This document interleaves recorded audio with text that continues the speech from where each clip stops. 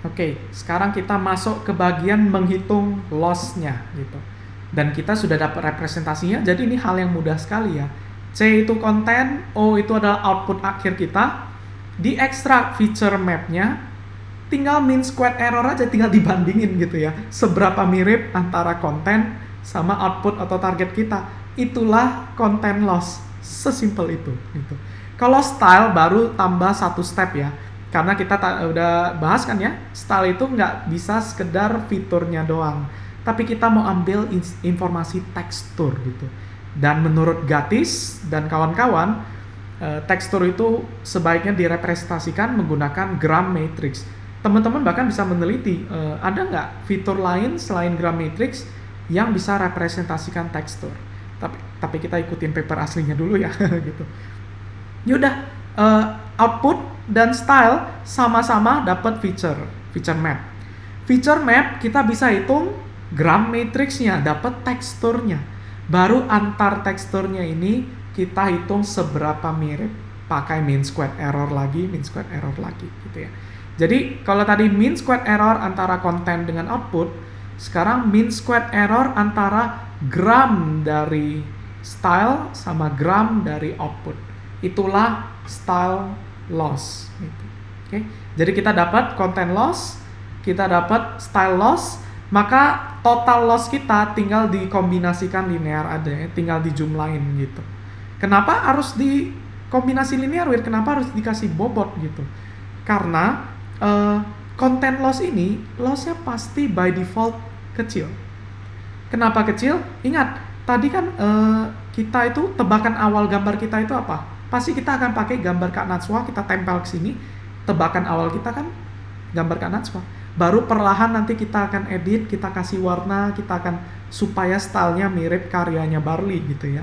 Gitu. Sehingga kalau gambarnya aja mirip, content loss ini mendekati 0 gitu. Jadi ini sebuah loss yang gak gitu penting, tapi justru style loss ini sesuatu yang lebih penting gitu ya. Maka nanti biasanya sebenarnya dari papernya juga ya, dari papernya style loss ini akan kita bobotin lebih besar gitu. Contoh, total loss sama dengan content loss tambah 10 pangkat 5 dari style loss gitu. Jadi dibobotin lebih gede ke style loss supaya nanti pada saat back propagation, pada saat training, modelnya optimizernya akan fokus ke gimana cara ngecilin style loss gitu. Karena content loss itu bukan hal yang sulit untuk dikecilin gitu ya. Oke.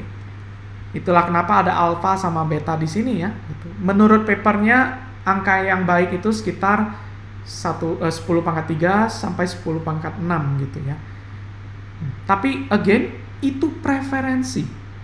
Kalau teman-teman bobotnya kecil di sini, maka nanti gambarnya akan mirip gambar asli gitu ya. Tentunya itu nggak memuaskan gitu. Tapi mana tahu kalau teman-teman puas, ya itu preferensi teman-teman gitu. Ada orang yang bobotinnya gede banget supaya nanti makin warna-warni gambarnya gitu ya. Warna-warni gitu. Kalau udah terlalu warna-warni mungkin ada yang nggak suka gitu ya. Jadi dibobotin lebih kecil gitu. Jadi itu preferensi ya nanti alpha sama beta ini. Oke, training. Bagaimana dengan training? Seperti biasa kalau udah dapat loss, kita tinggal back prop aja gitu ya. Jadi ini content loss sama style loss tinggal dikombinasi linear kan, jumlahin, dapat total loss. Total loss kita back prop, apa yang diupdate? Ingat, feature extractor ini kita pakai VGG16 itu kita freeze ya, kita bekukan gitu. Karena tugas dia cuma satu, mengekstrak fitur, bukan untuk di training gitu ya. Beda dengan kalau kita transfer learning seperti di course 6 gitu ya. Wira lupa course 6 atau course 7. Course 6 harusnya. Nah, di course 6 kan kita memang mau nge-training ulang si VGG16-nya gitu ya. Di transfer learning gitu.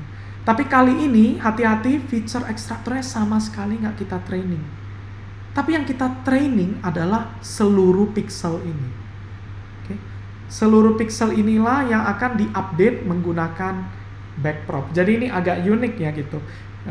Malah inputnya yang kita update gitu menggunakan optimizer gitu. Jadi ini alurnya feed forward, hitung loss, backprop, update pixel gitu. Yang teman-teman yang sering dengar lagu Wira itu, kali ini lagunya agak beda kan ya. Feed forward, hitung loss, backprop, update pixel. Dan kita akan ulang-ulang, lama-lama nanti gambarnya ini secara loss akan mirip gambar Kak Najwa, mirip konten, tapi secara style, secara teksturnya mirip gambarnya barley gitu, fruit salad. Oke? Jadi untuk training dan menghitung loss seperti itu saja. Tinggal satu materi terakhir yang Wira sempat singgung tadi ya. Gimana cara memilih layer mana yang akan kita jadikan fitur. Mau pakai yang mana Wir gitu. Nah, itu akan kita bahas di video selanjutnya. Thank you.